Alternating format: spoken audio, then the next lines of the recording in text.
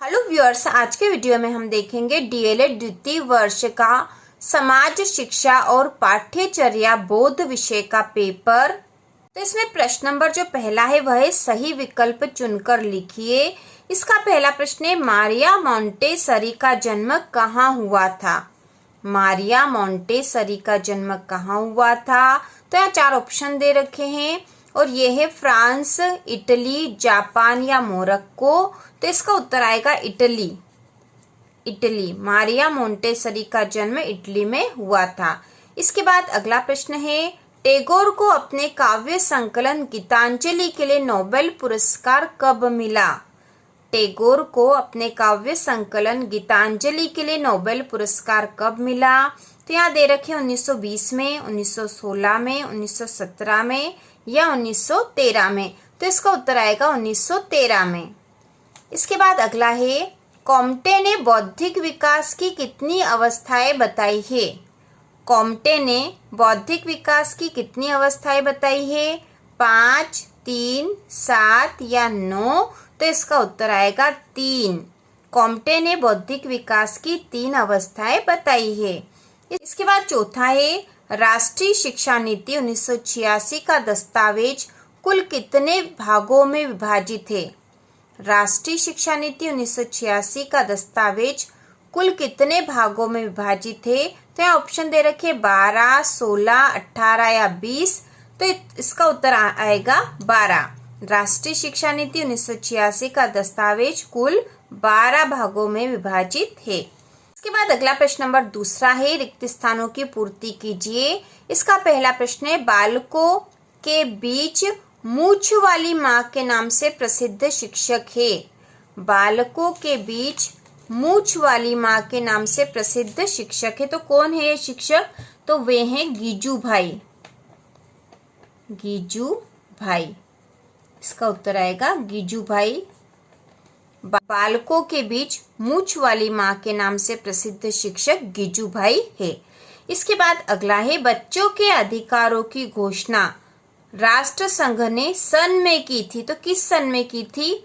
बच्चों के अधिकारों की घोषणा राष्ट्र संघ ने सन 1989 में की थी। इसके बाद अगला है वर्तमान में भारतीय संविधान के अंतर्गत नागरिकों के मूल कर्तव्यों की संख्या है। तो मूल कर्तव्यों की संख्या है 11। ठीक है, 11। इसके बाद है माध्यमिक शिक्षा आयोग का गठन में किया गया। तो माध्यमिक शिक्षा आयोग का गठन 1952 में किया गया। ठीक है, सन 1952 में किया गया। इसके बाद जो पांचवा है राष्ट्रीय पाठ्यचर्या की रूपरेखा में कक्षा से तक की पाठ्यचर्या प्रस्तुत की गई। तो किस कक्षा से किस तक की पाठ्यचर्या प्रस्तुत की गई। तो यहाँ पे आएगा कक्षा 3 से 12 तक की। ठीक है, कक्षा तीसरी से 12वीं तक की पाठ्यचर्या प्रस्तुत की गई है। इसके बाद अगला प्रश्न नंबर जो तीसरा है एक वाक्य में उत्तर लिखे हैं। इसमें प्रश्न दे रखे हैं शिक्षा क्या है। भारतीय संविधान के किस अनुच्छेद में नागरिकों के मूल अधिकारों का वर्णन किया गया है। मैकाले ने किस सिद्धांत का प्रतिपादन किया। चौथा है राष्ट्रीय महिला शिक्षा समिति का गठन कब किया गया। और पांचवा है हेनरी के अनुसार पाठ्यचर्या क्या है। तो इन पांचों ही प्रश्नों के उत्तर हम कॉपी में लिखकर देखेंगे जिससे कि हम आसानी से इनको समझ सके। इसमें पहला है शिक्षा क्या है। इसका उत्तर है शिक्षा ज्ञान, सदाचार, उचित आचरण, तकनीकी शिक्षा, तकनीकी दक्षता, विद्या आदि को प्राप्त करने की प्रक्रिया को कहते हैं। शिक्षा ज्ञान, सदाचार, उचित आचरण, तकनीकी शिक्षा, तकनीकी दक्षता, विद्या आदि को प्राप्त करने की प्रक्रिया को कहते हैं। बाद अगला प्रश्न है भारतीय संविधान के किस अनुच्छेद में नागरिकों के मूल अधिकारों का वर्णन किया गया है। भारतीय संविधान के किस अनुच्छेद में नागरिकों के मूल अधिकारों का वर्णन किया गया है। तो इसका उत्तर आएगा अनुच्छेद 12 से 35 में। ठीक है, अनुच्छेद 12 से 35 में नागरिकों के मूल अधिकारों का वर्णन किया गया है। इसके बाद तीसरा है मैकाले ने किस सिद्धांत का प्रतिपादन किया। मैकाले ने किस सिद्धांत का प्रतिपादन किया। तो इसका उत्तर है मैकाले ने अधोगामी निस्पंदन का सिद्धांत का प्रतिपादन किया। मेकाले ने अधोगामी निस्पंदन का सिद्धांत का प्रतिपादन किया। इसके बाद चौथा जो इसमें प्रश्न था वह है राष्ट्रीय महिला शिक्षा समिति का गठन कब किया गया। राष्ट्रीय महिला शिक्षा समिति का गठन कब किया गया, तो इसका उत्तर है राष्ट्रीय महिला शिक्षा समिति का गठन सन 1958 में किया गया। इसके बाद अगला है हेनरी के अनुसार पाठ्यचर्या क्या है। हेनरी के अनुसार पाठ्यचर्या क्या है, तो इसका उत्तर है हेनरी के अनुसार विस्तृत अर्थ में पाठ्यचर्या के अंतर्गत समस्त विद्यालय का वातावरण आता है, जिसमें विद्यालय में प्राप्त सभी प्रकार के संपर्क, पठन, क्रियाएं एवं विषय सम्मिलित है। हेनरी के अनुसार विस्तृत अर्थ में पाठ्यचर्या के अंतर्गत समस्त विद्यालय का वातावरण आता है, जिसमें विद्यालय में प्राप्त सभी प्रकार के संपर्क, पठन, क्रियाएं एवं विषय सम्मिलित है। इस प्रकार हमने एक वाक्य में उत्तर लिखे वाले प्रश्नों को तैयार कर लिया है। इसके बाद प्रश्न नंबर जो चौथा है, यहाँ से 2-2 नंबर वाले प्रश्न शुरू हो रहे हैं। तो प्रश्न जो चौथा वह है बेसिक शिक्षा का अर्थ समझाइए, और इन 2-2 नंबर वाले प्रश्नों के उत्तर भी हम कॉपी में लिखकर ही बताएंगे, जिससे कि आपको आसानी से समझ में आ जाए। और अगला है शिक्षा की परिभाषा लिखिए। बचपन बचाओ आंदोलन किसके द्वारा संचालित किया जा रहा है। भारत में मानवाधिकार आयोग किस वर्ष स्थापित किया गया। वुड के घोषणा पत्र के अनुसार शिक्षा का उद्देश्य क्या है। और प्रश्न नंबर 9 है पाठ्यचर्या क्या है। तो ये 2-2 नंबर के प्रश्नों के आंसर अब हम देखेंगे। प्रश्न नंबर 4 है बेसिक शिक्षा का अर्थ समझाइए। इसका उत्तर है बेसिक शिक्षा का तात्पर्य ऐसी शिक्षा से है जिसमें बालक के संपूर्ण व्यक्तित्व का विकास हो तथा जिसमें बालक शारीरिक एवं मानसिक रूप से अपना समग्र विकास करे। बेसिक शिक्षा का तात्पर्य ऐसी शिक्षा से है जिसमें बालक के संपूर्ण व्यक्तित्व का विकास हो तथा जिसमें बालक शारीरिक एवं मानसिक रूप से अपना समग्र विकास करे। इसके बाद जो प्रश्न नंबर 5 है शिक्षा की परिभाषा लिखिए। तो इसका उत्तर है जीवन भर चलने वाली सीखने सिखाने की प्रक्रिया को शिक्षा कहते हैं। जीवन भर चलने वाली सीखने सिखाने की प्रक्रिया को शिक्षा कहते हैं। प्रश्न नंबर 6 है बचपन बचाओ आंदोलन किसके द्वारा संचालित किया जा रहा है। बचपन बचाओ आंदोलन किसके द्वारा संचालित किया जा रहा है।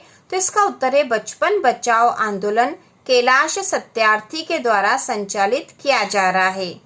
प्रश्न नंबर 7वां था भारत में मानवाधिकार आयोग किस वर्ष स्थापित किया गया। तो इसका उत्तर है भारत में मानवाधिकार आयोग 12 अक्टूबर 1993 को स्थापित किया गया। भारत में मानवाधिकार आयोग 12 अक्टूबर 1993 को स्थापित किया गया। इसके बाद अगला प्रश्न नंबर 8वां है वुड के घोषणा पत्र के अनुसार शिक्षा का उद्देश्य क्या है। वुड के घोषणा पत्र के अनुसार शिक्षा का उद्देश्य क्या है।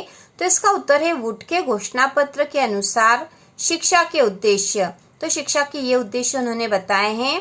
तो उनके अनुसार शिक्षा का उद्देश्य था भारतीयों का बौद्धिक विकास करना तथा उन्हें पाश्चात्य ज्ञान से अवगत कराना और भारतीयों को राज्य सेवा हेतु एक सुयोग्य कर्मचारी के रूप में तैयार करना आदि। तो इस प्रकार के उनके घोषणा पत्र के उद्देश्य थे, जिसमें सबसे प्रमुख था कि भारतीयों का बौद्धिक विकास करना तथा उन्हें पाश्चात्य ज्ञान से अवगत कराना और साथ ही भारतीयों को राज्य सेवा हेतु एक सुयोग्य कर्मचारी के रूप में तैयार करना। इसके बाद प्रश्न नंबर 9 है पाठ्यचर्या क्या है। तो इसका उत्तर है पाठ्यचर्या एक ऐसी धुरी के रूप में है जिसके चारों ओर कक्षा के विविध कार्य तथा विद्यालय के समस्त क्रियाकलाप विकसित किए जाते हैं। पाठ्यचर्या एक ऐसी धुरी के रूप में है जिसके चारों ओर कक्षा के विविध कार्य तथा विद्यालय के समस्त क्रियाकलाप विकसित किए जाते हैं। इस प्रकार से हमने प्रश्न नंबर 9 तक के 2-2 नंबर वाले प्रश्नों के उत्तर भी देख लिए हैं। अब इसके बाद प्रश्न नंबर 10वां जो है 3 नंबर का प्रश्न है और इसके जो आंसर है हम अगले वीडियो में देखेंगे, जिससे कि हम इसको आसानी से समझ सके और इम्पोर्टेंट क्वेश्चन भी हम देखेंगे। तो प्रश्न नंबर 10वां है अरविंद घोष की सर्वांग शिक्षा का अर्थ बताइए और इसके अथवा में है टैगोर के शैक्षिक दर्शन को समझाइए। प्रश्न नंबर 11 सामाजिक परिवर्तन को परिभाषित कीजिए और इसके अथवा में है समता का अर्थ स्पष्ट कीजिए। इसके बाद प्रश्न नंबर 12 है ज्ञान की कोई 5 विशेषताएं लिखिए और इसके अथवा में है बच्चों में ज्ञान निर्माण के किन्हीं 2 सिद्धांतों का वर्णन कीजिए। इसके बाद प्रश्न नंबर 13 है पाठ्यचर्या व पाठ्यक्रम में क्या भेद है स्पष्ट कीजिए और इसके अथवा में है विश्वास की अवधारणा स्पष्ट कीजिए। इसके बाद प्रश्न नंबर 14 और ये 4 नंबर का प्रश्न है जॉन डीवी के अनुसार शिक्षा के उद्देश्य पाठ्यक्रम और शिक्षण विधियां बताइए और इसके अथवा में है अरविंद घोष के दार्शनिक चिंतन को समझाइए। इसके बाद प्रश्न नंबर 15 है विद्यालय प्रबंधन समिति की भूमिका का वर्णन कीजिए और इसके अथवा में है समता एवं समानता में अंतर स्पष्ट कीजिए। तो यह भी 4 नंबर का प्रश्न है। इसके बाद प्रश्न नंबर 16 जो है राष्ट्रीय शिक्षा नीति 1986 की विशेषताओं का वर्णन कीजिए और इसके अथवा में है सीमांतीकरण की अवधारणा पर टिप्पणी लिखिए।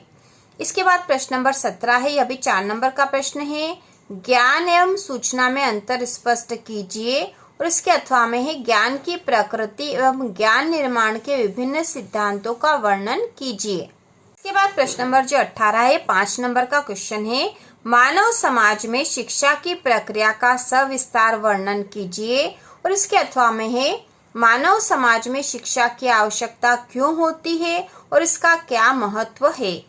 प्रश्न नंबर 19 है अब 5 नंबर का प्रश्न है शिक्षा के लक्ष्य एवं उद्देश्यों का विस्तार पूर्वक वर्णन कीजिए और इसके अथवा में है असमानता से क्या तात्पर्य है, शिक्षा में असमानता के क्या कारण हैं।